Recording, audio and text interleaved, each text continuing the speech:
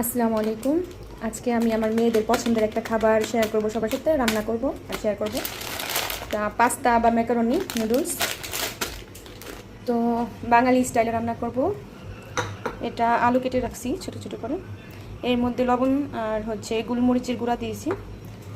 আর এটা হচ্ছে মুরগির মাংস ছোট ছোট করে কেটে রাখছি। এটার মধ্যে লেবুর রস, গোলমরিচের গুঁড়া আর লবণ দিয়ে মাখায় রাখছিলাম, ম্যারিনেট করে রাখছিলাম। আর এটা হচ্ছে মাশরুম, এটা হচ্ছে বরবরি। বাঙালি স্টাইলে রান্না করব, সবজি না দিলে তো হয় না। এটা হচ্ছে সসেস আর মটরশুঁটি। আর এটা হচ্ছে পেঁয়াজ কাঁচামরিচ। এটা এখন আমরা এখানে বয়েল করে নিব। হ্যাঁ, এখন তেল দিয়ে দিছি। এই যে এখন পেঁয়াজ মরিচ দিতে হবে। সাউদা, এই দেখো কিভাবে বানাই, আসো শিখো। বিসমিল্লাহ।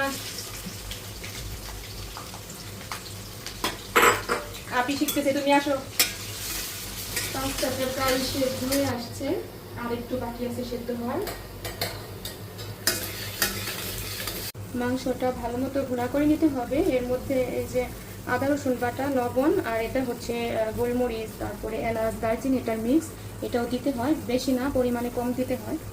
এটা দিয়ে ভালো মতো গুঁড়া করতে হবে। এখন সবজিটা দিয়ে দিব। এই যে আলুটা, বিসমিল্লাহ। এই যে বরবটি, বিসমিল্লাহ। সবজিটা আগে দিতে হয় একটু সেদ্ধ হওয়ার জন্য। এখন মাশরুমটা দিতে হবে।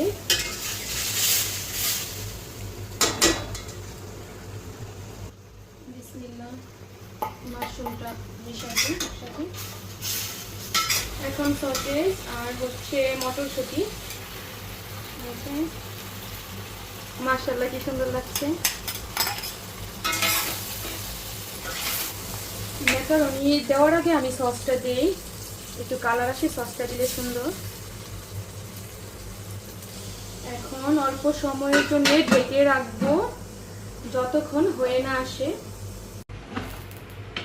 আলহামদুলিল্লাহ, আমাদের রান্না হয়ে গেছে। এখন পাস্তাটা মিক্স করা হবে এর সাথে।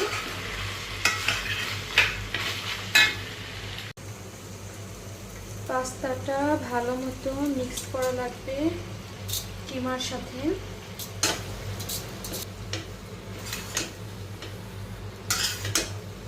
বিসমিল্লাহ।